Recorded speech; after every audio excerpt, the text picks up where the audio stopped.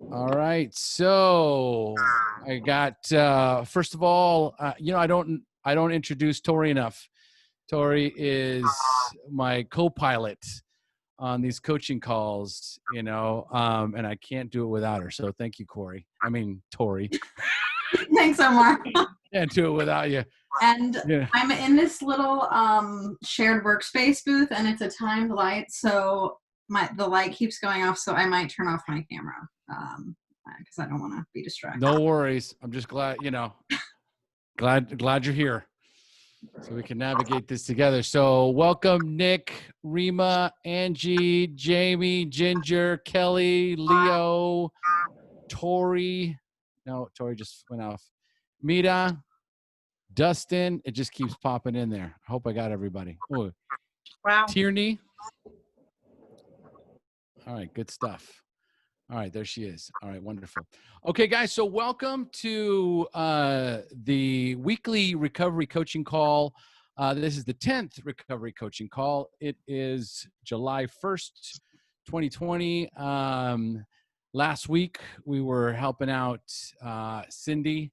She was going into surgery, and she was having, she needs a little help with communicating with her husband and discovering, her feelings about what's going on with her currently. So hopefully Cindy's doing better. I know she's out of surgery and she's doing well.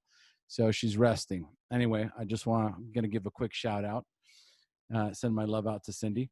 All right. So let's dive right in. We've got a bunch of new faces. And so anyone who's new, the way this works is, we hold space for one of the members.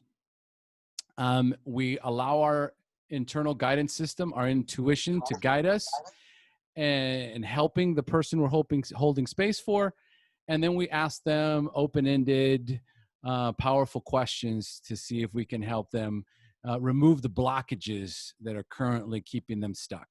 So is there anyone currently that is stuck, is struggling with something, has an objective they'd like to accomplish, and they need a little bit of a push? Who'd like to start? How can we help? I have something. I feel like I talk all the time, but I just need a little help getting through something that's pretty significant related to alcohol. Bring it on. All right. I'm having a lot of anxiety about it. My ex-husband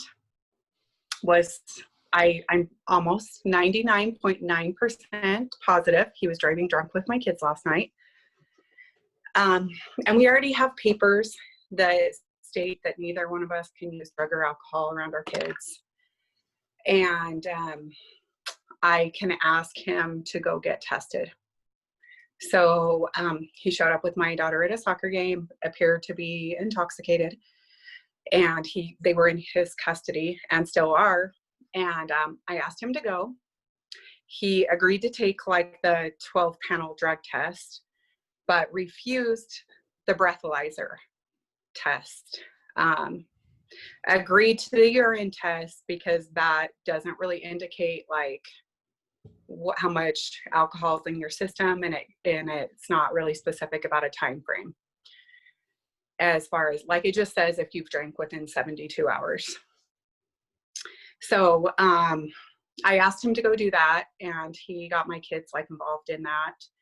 And my kids are upset with me that everything's fine. Everything's great over there. Anyways, I'm struggling with anxiety. In my papers, it says that his custody is foregone, like his custody, he doesn't have custody until we see a judge now, because a refusal is considered a positive. But I can't get a hold of my attorney. She's not responding to me, and I don't get my kids back till tomorrow. And so I'm just kind of struggling, like trying to get through this anxiety. Like last night I was like, oh, it'd be great if I could drink, just to like calm myself down. You know, I don't feel like I'm at risk for drinking, but like don't know what to do for my anxiety, basically. Okay. And all right. So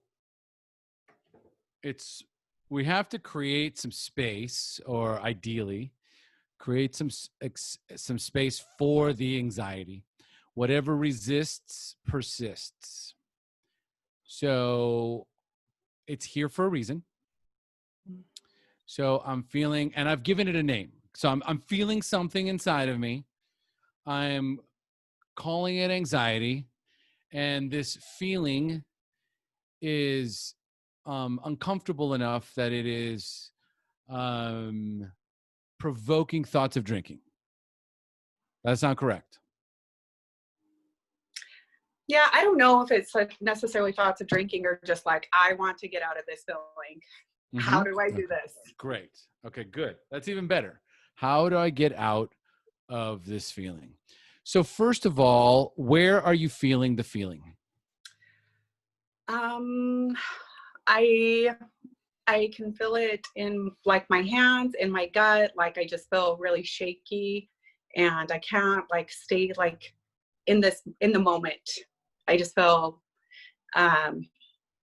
really scattered, but in my body, I guess I feel it in my hands and in my gut. Okay. And so in your hands, how is it manifesting itself? Like I can't, if you could see my hands right now, I cannot keep my hands still. Okay. So are you shaking? Is that what it is? Okay. Yeah. All right. So if you were to try and communicate with your body, because your body doesn't use words, your body uses feelings and emotions to communicate with you. Mm-hmm. So if you were to go within while you have this feeling in your stomach and the shaking of your hands, and you were to ask your internal guidance system, what are you trying to show me? What are you trying to tell me? What are you trying to show me? What are you trying to tell me? I feel like my body's just is telling me that I'm unsafe, or that my kids are unsafe. That something bad's going to happen. Mm-hmm. Okay. Does that feel true? I don't think anything bad is going to happen today. Or maybe nothing. I mean, I think there's a potential, but I don't think he's drinking today. So, no, I think my fear is maybe the bad thing that's going to happen is that that my kids are going to be emotionally scarred. And is that true? I don't know. I feel like if I'm in a sober place, I keep kind of coming back to they have a sober mom. Okay. It's really hard for me to get out of my head. No, you're doing just fine. You're doing great. You're doing just fine. Okay. They have a sober mom. So let's remove ambiguity from the question. Okay. So my body is telling me that I'm not safe and my children aren't safe. Am I repeating that accurately?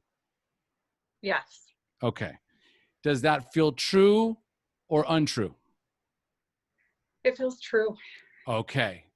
This is what I want you to rely on. Trust yourself. Trust your inner guidance system, right? I asked you, what is it that your internal guidance system is trying to tell you? And it beautifully was able to communicate with you. I don't feel safe. And I don't believe, and I feel that my children are not safe. And that feels true. Mm-hmm. So chances are that feeling's not going to go away. Mm-hmm. Is that, would you agree? Yeah. Chances are I'm going to have that feeling until I have my kids back. Yep.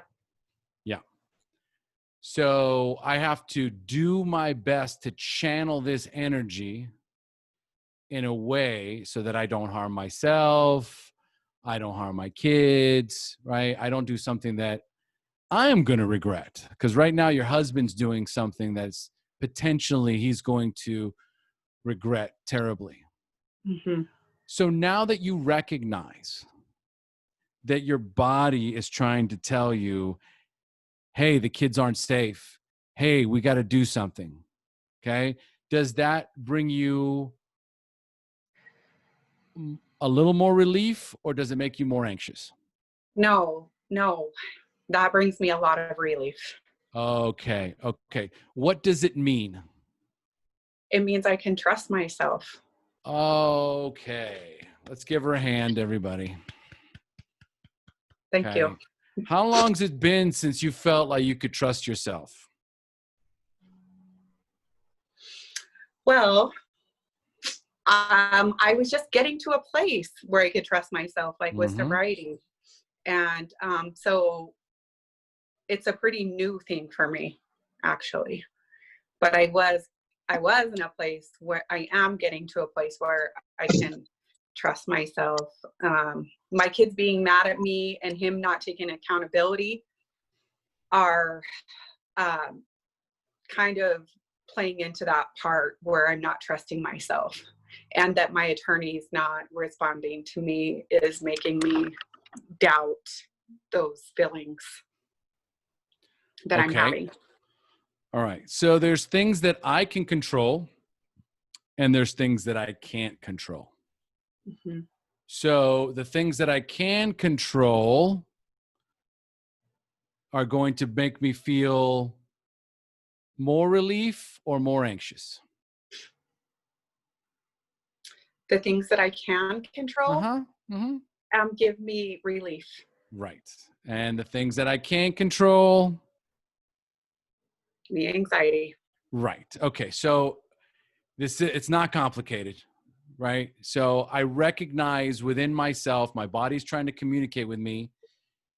And right now, I go back to the next question now. Now that I can trust myself and I can start to focus on the things that I can control, what is one thing potentially that I could control now that'll bring me closer to keeping my children safe? I can not drink or use anything else to Mm-hmm. numb. Mm-hmm. I can control the way I'm reacting. Mm-hmm. Mm-hmm. Mm. Yeah, I think that's the biggest thing, is controlling the way that I'm going to respond to my kids and to him and to my emotions. And when are you going to get your kids back? I get my kids back in the morning. Tomorrow morning. Mm-hmm. Do you have to give them back to him at any point?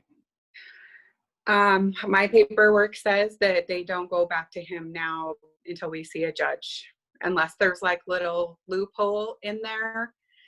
I guess I won't know that until I talk to my attorney for sure. Okay. So you just got to get through tonight. Mm-hmm. All right. Is there anything else other than staying sober and controlling the way you react that you could do in this particular case? I think just like self-soothing, taking good care of myself, trying to be mindful is what I've been trying to do. And I don't know, just reframing some of this. There's nothing I can do. And so I'm going to go outside, okay, and look, and just one question. Do I trust myself? Do I trust my attorney? I don't trust her to respond appropriately. I don't know if I trust her, to be honest. I don't know if I trust the system. Okay. All right. So once I get my emotional state under control. Once I'm able to recognize what it is that my body is trying to communicate with me, once I recognize the things that I can control, then I can go from a place where I'm going to control the way I react, and I'm going to look at the external circumstances or the external things that could determine what happens next and decide maybe I need to make some additional changes. Hmm. And so this is where a little more, this is Brandi work, right? But Yeah. again, I can ask my internal guidance system and say, is it time to maybe seek different counsel? Is that an option for me? Mm-hmm. Okay, because now I'm coming from a different place. How does that resonate at all? Yeah. Yeah. I, yeah, I think it would be helpful. I would be feeling less anxious if I had somebody that I felt like was responding to my concerns. Okay. So now we're going to go back to what I mentioned last week. I don't know if it was last week or the week before. And it's this term called recovery capital. And so recovery capital means how much do I have in my recovery bank account that is keeping my recovery bank account full. Okay. In other words, what things am I doing for my recovery? Do I go to 12-step meetings? Do I have a sponsor? Do I have a therapist? Do I have a coach? Do I have a good support network? Do I have a good relationship with my family? Do I have a good job? Do I have enough money? All this represents recovery capital. And so this is the same question here when we're talking about anxiety. And what I'm trying to do right now is trying to manage the anxiety, ideally get rid of it. And so what's the peace of mind capital that I currently have? And we just brought a little into the picture. Okay, so I recognize that my body's trying to communicate with me. Okay, that brings me relief. It's letting me know that there's some potential danger. That means everything's working perfectly. Okay, I'm a mother. I'm a fierce lioness protecting her cubs. Everything's normal here. Okay, I understand. I'm not overreacting. So it's telling me that everything's working appropriate. Is there something else that I could do to yet again bring down my anxiety a little bit more?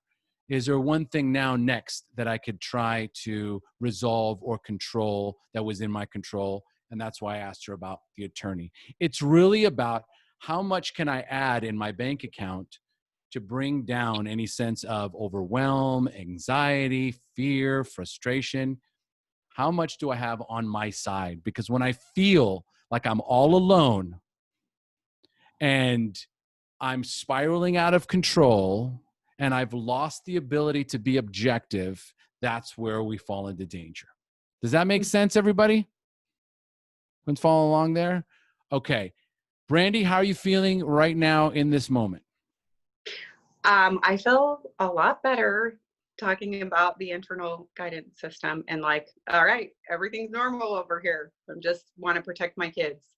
I'm not overreacting. I'm responding to my intuition. I'm responding To my maternal my instincts. gut. Yeah, to my instincts. Well done. All right. Thank you. Yes. No, I think that feels true. It certainly does. Okay. Big hand for Brandi. Thank you for listening. All right. Does anyone have any suggestions or any questions for Brandi? Bring it on, Leo.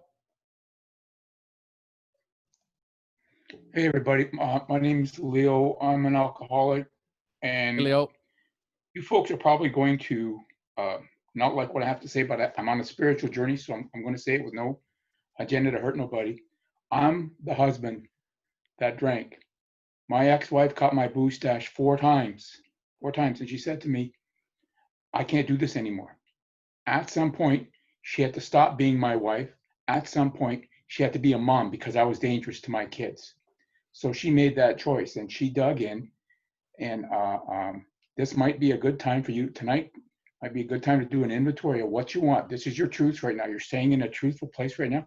Put it down so when you do get an attorney, it's going to be, this is what it is, man, and this is what I need. Can you do this? And if she can't, step out of the way and get someone. When you go to court and testify in front of a judge, it becomes law and fact.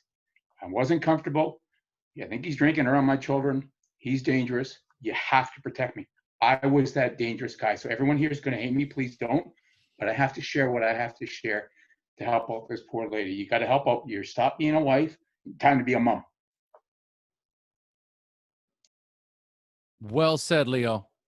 I appreciate that. I think that's really brave for you to share that. And I'm not innocent. I've drank with my kids in the car before. Yeah, and he's my ex-husband. But I can understand that he has an addiction, and I would like him to get hope. I don't want to take my kids from him. I want him to be involved in their life, and I want them to be safe. So thank you for sharing that.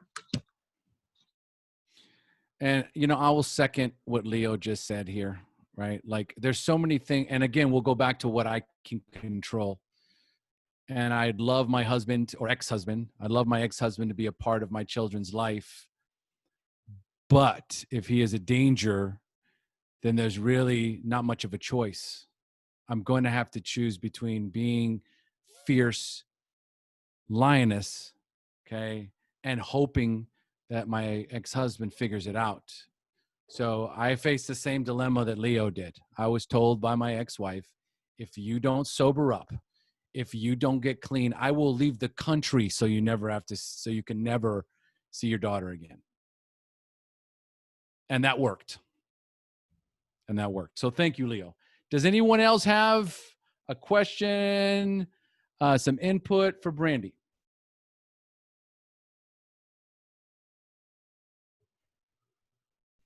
All right. Question quickly. Yes. Sorry, Omar. No. Hey, Brandi, did you, and I'm sorry I missed this because I thought I was finished working and I got a call. How did you find out that he was drinking with them last night? Well, there's something interesting about the way that he drinks. It's almost, when he drinks, it's almost like a weird reaction that I've often questioned whether it was really alcohol or not. And so I didn't talk to him at the game. It's not like he's staggering or like falling all over.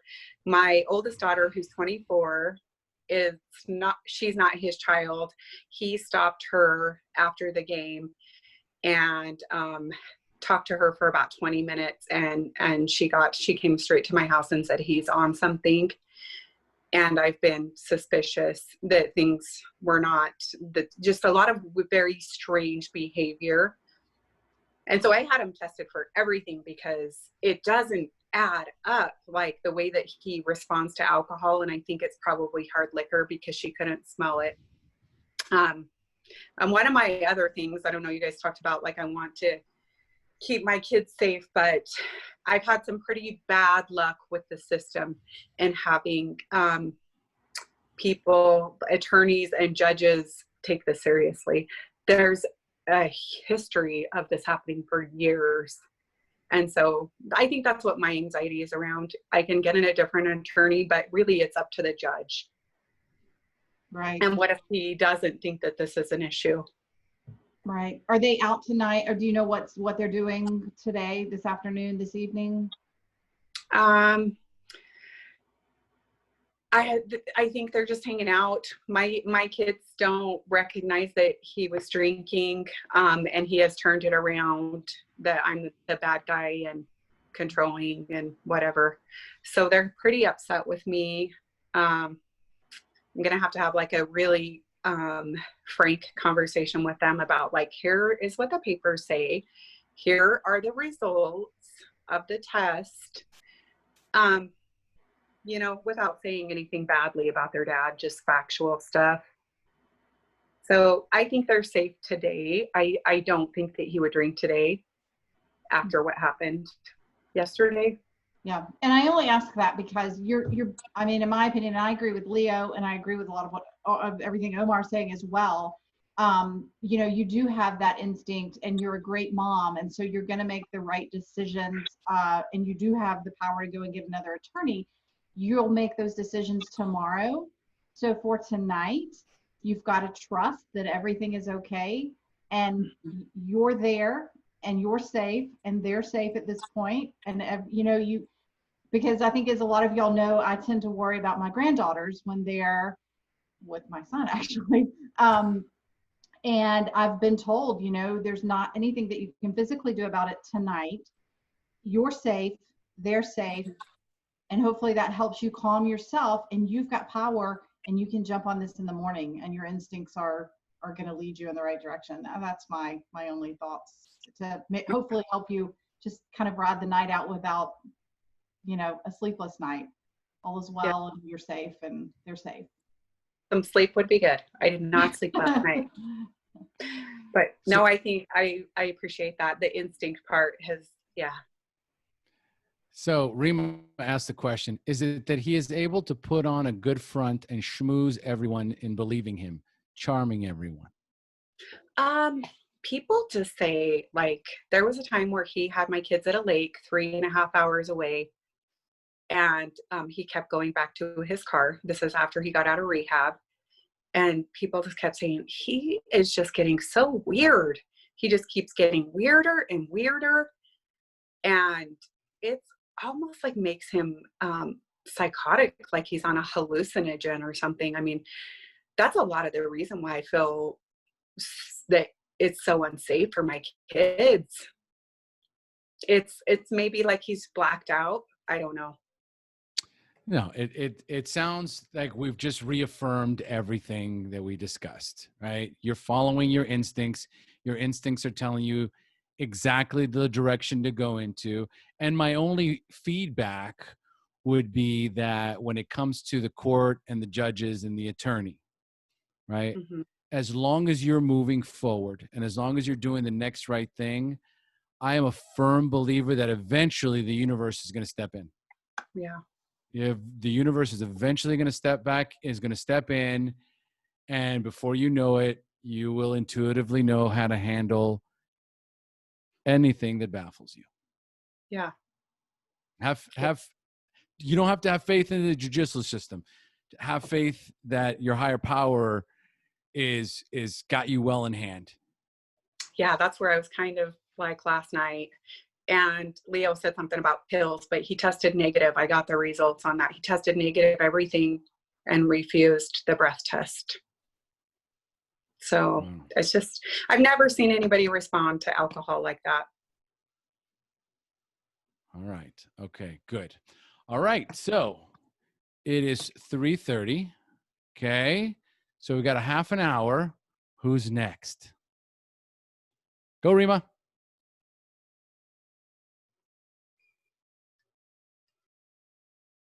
Unmute. Okay, so my question is, and I don't know if I talked to you about going off my antidepressant medication. Aha. Okay. And ask the question. I've been weaning myself off because I know the symptoms I get when I don't take them, and I'm pretty much to the point. Is it a good thing? I feel like I am more sensitive, like listening to just a book on tape and the characters describing his childhood.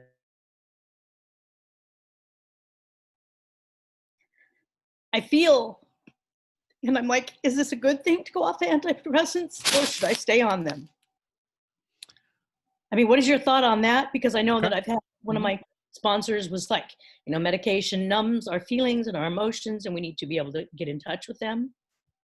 Right.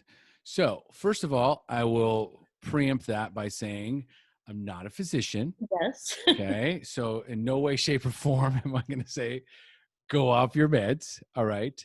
However, the whole idea of you crying right now and expressing your emotions, as uncomfortable as it might feel, is the most cleansing and liberating thing and loving thing that you can do for yourself. But I also feel like when I wake up in the morning and I try to do my meditation, it's like I wake up and I feel muted. Mm-hmm. Like usually when I wake up on my antidepressants, and even if I'd been drinking the night before, I wake up and I'm happy, I get up, I'm doing my things and I'm great. But now it's like, okay, now I'm off my antidepressant. You would think I would feel better, but I actually feel more muted in my energy and my drive. Mm-hmm. So I don't know if that's natural or normal or something that I would try writing more about. Did you listen to the episode that I had with Christine Hassler, where she Yes. talks about coming off her antidepressants? Yes, she was on the Xanax or something for a long. That kind of is what spurred me on to make that decision. And the last time I made that decision, I went down I was ready to turn myself into a psych ward, and I wanted to just end it, Right. But there's also going on in my life emotionally, where now I feel like it's a safe place. I don't have the negative or like emotionally painful things going on in my life, that the one situation I did at that time. So right. So, like she talked about in the interview, it took her almost 2 years before she felt like the effects of the years of antidepressants had done on a cellular level. So to assume or to hope that, I come off my meds and I'm going to automatically feel better is unrealistic. Okay. So let's get into like what's realistic and what we can expect. And I think what we can expect is that depending on how long you've been on the meds. How long have you been on the meds? 36, 46, 56, 34 years. 34 years. Okay. So we're talking about your body is so used to these meds that it's going to do the same thing that, for example, Brandi's body's doing. Okay. Brandi going through that anxiety is her body communicating with her. So you releasing all these emotions and you waking up a little lackluster or down or gloomy or however you described it, is your body communicating with you going, something's not right, something's missing, whatever you're doing, stop doing it, All right. So it's recognizing that something is different. Okay. Right. And it's trying to adjust to the newness. Okay. So number one, here's what I would suggest. Have you talked to your doctor and said, I want to wean myself off my meds? No. Okay. Because so I can't even get a hold of her for a lump under my armpit that I'm concerned about. And so that's kind of my main concern right now. But I could, she's not my psychologist. She's just, my psychologist actually retired, the one that did the medication. So he retired and she's just a GP. yeah, So I think it's experiencing the mental and the physical symptoms of withdrawal from so normally it's psychiatrists that prescribe. Right. And he is the one that retired. Mm-hmm. And because I can give you those meds. Right. So, that would be, I don't know, just like anybody else. That's like me doing the same thing, which I'm not going to do, right? I'm going to tell you that it's super important that you follow the same process that got you in to get you out. So if a psychiatrist got you in, another psychiatrist, if the one that you currently have is going to taper you down, is going to create a strategy so that your brain is not going into shock. Right now, what your brain is it's going into shock and it's going, what's happening? What's going on? We're not getting what we need. Danger, danger, danger. But don't you think that's going to happen even if I'm tapering? That's still going to occur. That I can't. I mean, has anyone experienced, I guess, maybe that my question to people here. Has Ginger. What's this? Ginger's got her hand up. Okay, so I've kind of been down this road before. My suggestion would be to consult a psychiatrist, because general practitioners may be able to prescribe the medication, but they don't have the knowledge of how it works on the neurotransmitters in Okay. quite the same depth as a psychiatrist does. Okay. So if you've been on them for that long, it's going to take a while for your body to get caught up and to be able to produce that stuff on its own. And to go and do like an actual like monitored taper, because it just, you might be having reactions because you might be doing it too fast or something like that. So that's what I would suggest. And then there was something else I was going to say, and I can't remember what it was. Just because I've done this before, where I've tried to take myself off of it and bottomed out. That's what I was going to say. Do you recognize in yourself the difference between having these emotions that you're feeling and true signs of depression? Like, can you differentiate those things? Oh yeah, I don't feel So- depressed at all. Okay, just so you feel- know, like if you're getting to that point where like, oh God, the bottom's about to fall out and I need help. Okay, Yes, so I do that's good. recognize That's because that can always be like a scary moment. But I mean, I just for myself, like when I've done it in the past on my own, it's never been a good thing. And then when I've consulted with a psychiatrist, they explained to me, you know, especially having been on it so many years, I mean, that concerns me for you, just because I don't want you to go into almost a state of shock with just your body not being able to adjust the way it should be. So have you successfully been able to taper off? I have at periods. It took me a good like 4 to 6 months. Okay. I've since gone back on a different type of medication because the other ones weren't working for me, really. But I did do that under the guidance of a psychiatrist, and I had been on them for about 10 years at that point. Okay. So. Perfect. Okay, thank you. Thank you. Hey, Tori, can you chime in real quick? Yeah. Hey, everyone. So I'll start my video. This light may go off. So, but I got off of antidepressants about a year ago, after being on them for the last 10 years. So, you know, my entire adult life, I was on antidepressants and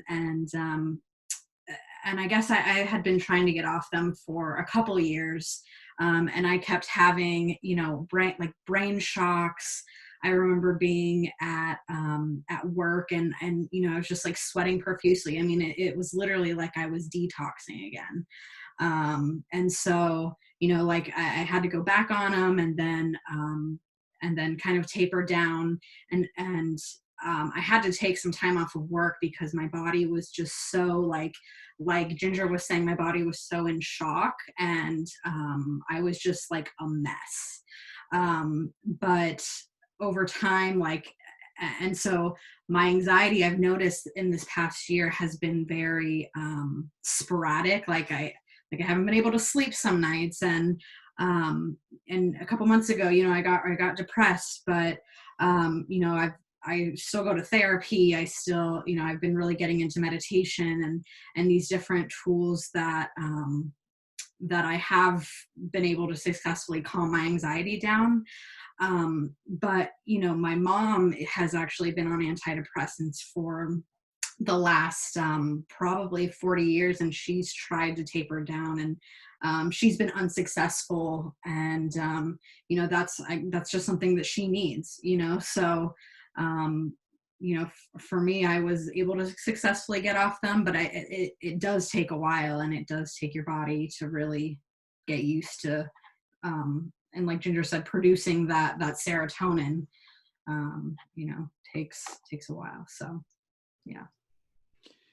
Yeah. So thank you, Tori. Thank you. And so, like I was saying in the interview that I had with Christine, it's on top of going to see a psychiatrist to wean her off. she was doing what Tori was doing: therapy, coaching, breathing exercises, meditation.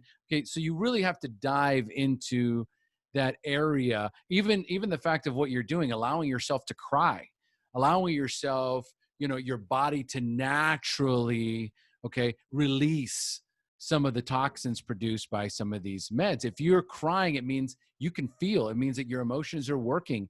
It's almost like I was telling Brandi, right? Like, wow, everything's working fine, right? This anxious feeling right here is like, I'm concerned. I have some fear. There's some danger, right? Okay, great. Sounds like everything's working appropriately. So if I'm in a stage where I'm emotional and I'm crying, a good thing to be or try to do is identify, am I feeling sad? Yes. Am I okay, great. And well, so that's what I'm saying. Am I sad? Am I lonely? Am Uh-huh. what I could come up with, I wasn't sad, I wasn't lonely, I felt empty. Okay.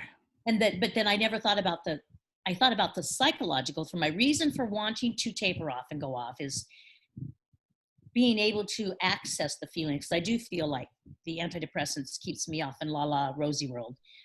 So maybe being able to access and then when you talk about the sweating, I'm like, yes, at work I need the fan more. And then yesterday I was like in a fit of hysterics over something that gallows humor in my job, and I'm like, maybe giggling's a great thing. It's a great release too. But my coworker and I were just cracking up.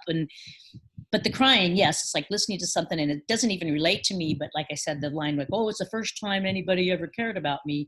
I mean, even though it's a fictional character making a statement, I just burst out in tears because I can understand and relate to that. And I just let myself cry. But Good.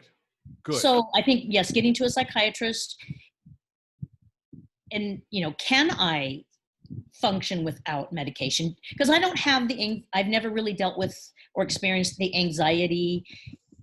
And I always felt like most of my depression was situational depression. So it's just that being in that place where you have no interest in life anymore. And you just feel like, I just don't want to be here. So that's kind of why I went on the pills to, originally. So. And this is why too, I'm asking about, once the crying comes up, identify the feelings. Yes.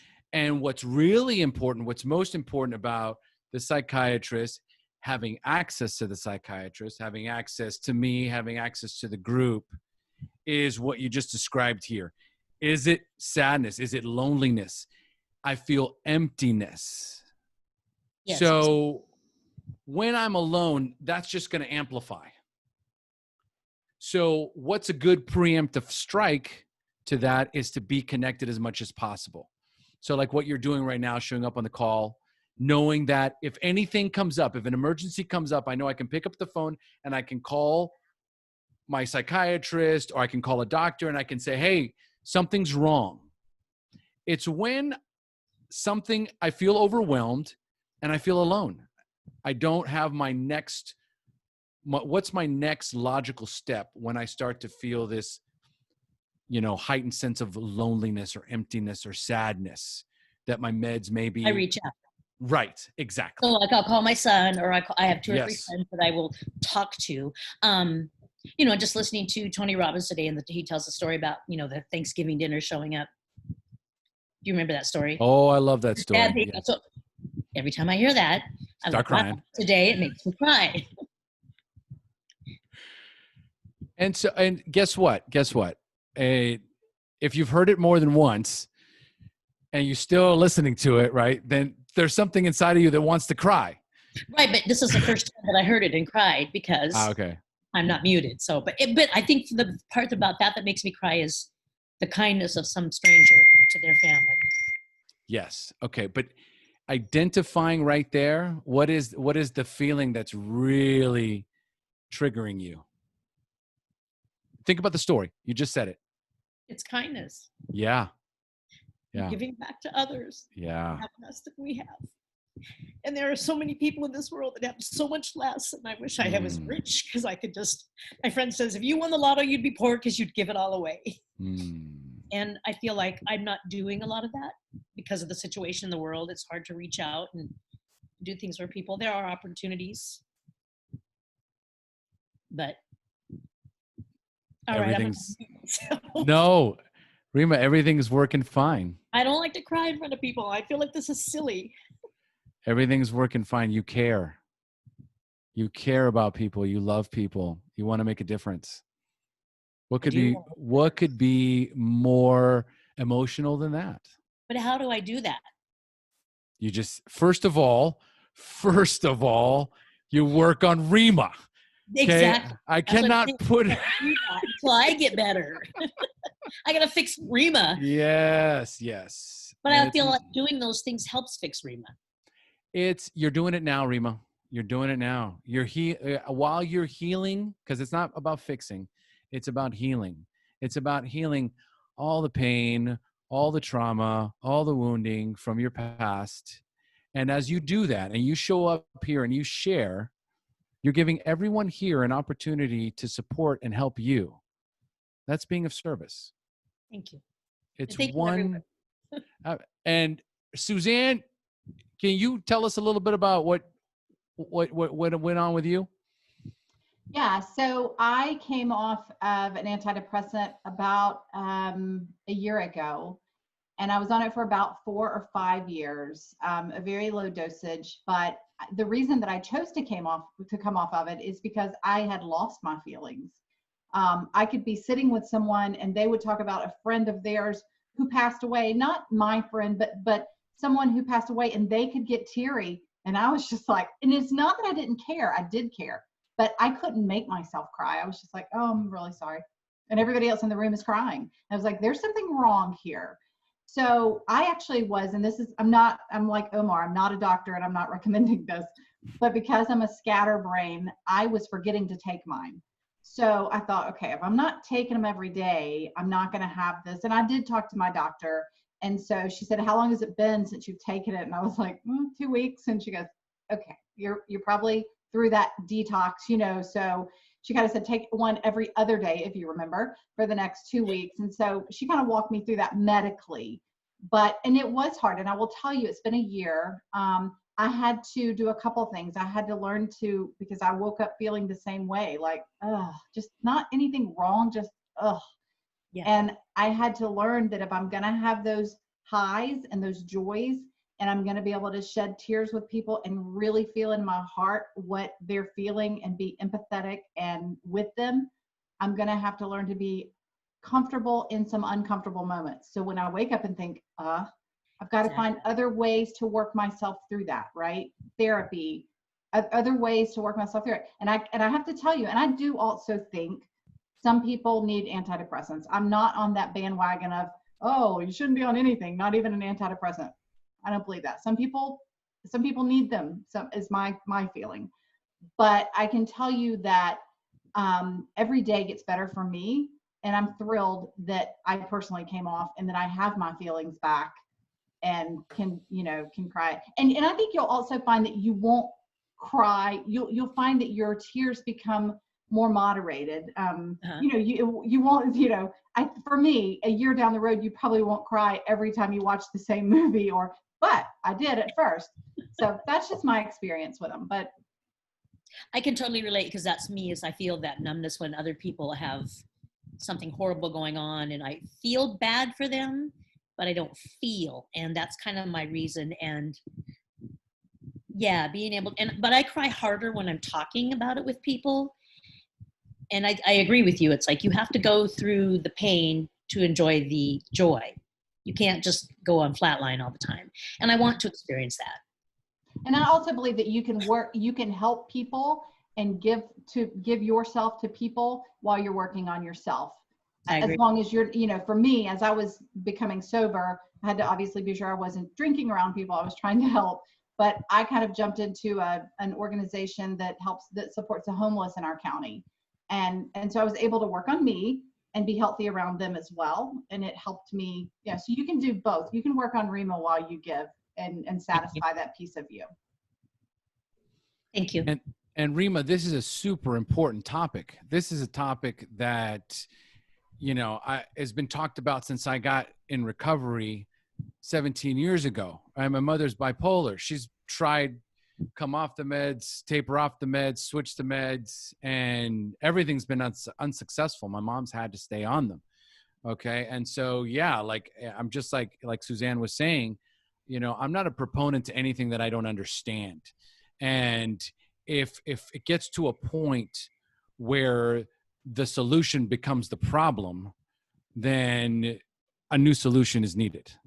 Okay. I love the idea of being medication free. Well, yes, I love that idea. You know, I love the freedom and the idea of being medication free, but not at the cost of someone's well-being or even their life. You know, and mental illness or mental, you know, fatigue or however you want to describe it is a real thing. And, you know, it's all about quality of life. But here's what I want to really pinpoint for you, Rema, right? It's like, as we navigate this, and this is where it's very important for me to always question exactly what you're feeling, how you're feeling it, where you're feeling it, and asking your body exactly, what are you trying to tell me with this feeling? What came up with sadness, alone, emptiness? And then you're like, I was watching this video, you know, and Tony Robbins is giving food to this starving family, and he's giving food to people all over the world. And I want to be able to do that. So I care so much. I care for others. I want to help others.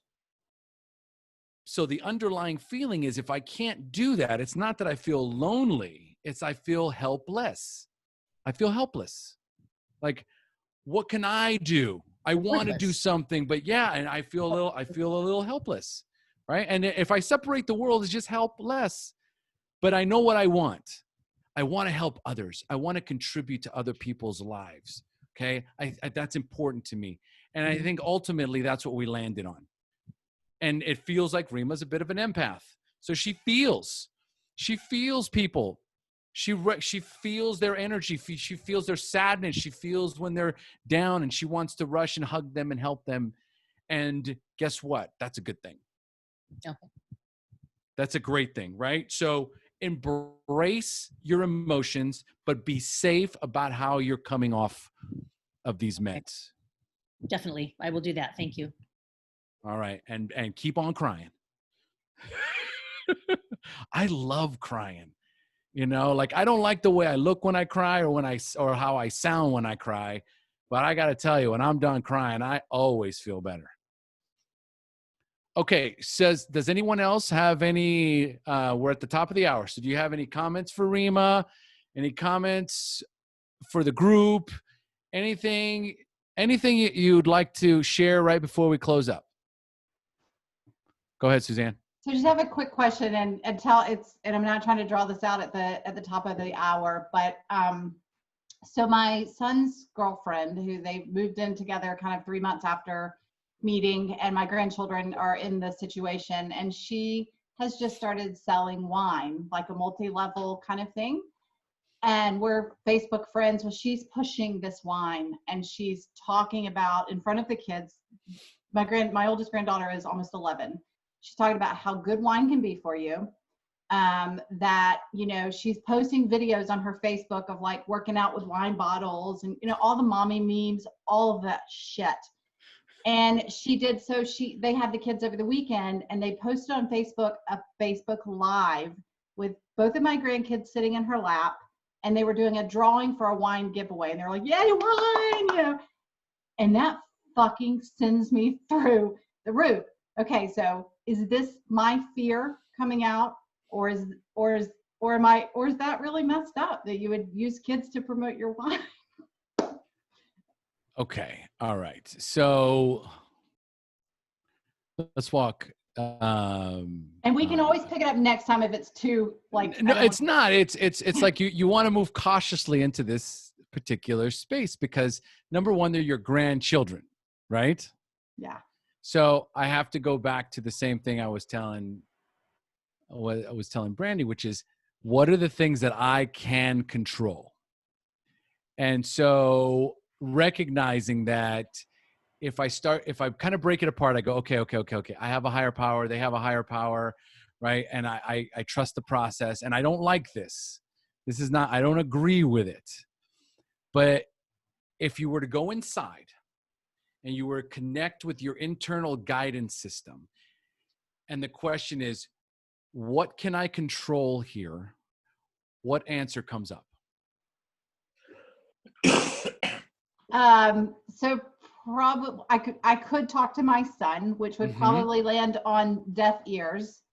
I could talk to her, and she knows my situation, by the way. She knows that I'm in recovery, and so she doesn't try to sell it to me. I mean, she's respectful from that perspective, and she's a normal drinker. She's not the alcoholic. I am. So I know all of that. The bitchy part of me wants to take the articles that we see in the SRC, about that it really is toxic, and put it on her wall. But no. So to answer your question, probably talking to my son, and maybe just having a conversation with her and just saying, please understand, this is where it's coming from me. Other than that, I can't control it. Does that feel true? It feels true, but I'm scared as hell to talk to them about it. Don't talk to him about it. Yeah. I think your instinct, your gut is guiding you towards her. And she's reasonable, and we have a good relationship. Come from a place of love and come from a place of being a mother. Yep, good advice. Okay. You got this. Nick? Hi, Omar. Hey, buddy. My name's Nick. I'm an alcoholic. Thanks, Omar. Thanks for the service. What a great meeting. Brilliant. I took so much out. All the shares and all the discussion there was absolutely amazing. Good stuff. Really good stuff. I just like that. That's all I wanted to come on and say. It's been great for me. It's helped me, and just so glad to be here and sober. Thank you. Cheers. Awesome. Love it. That was so good. Thank you, Nick. Oh, it feels good. Whew. Got God bumps. All right, guys. Again, everyone, give yourself a hand. Another incredible recovery call. Tori, thank you so much. My co-pilot, young Skywalker. Guys, have a wonderful week. I love you, and we'll see you next Wednesday.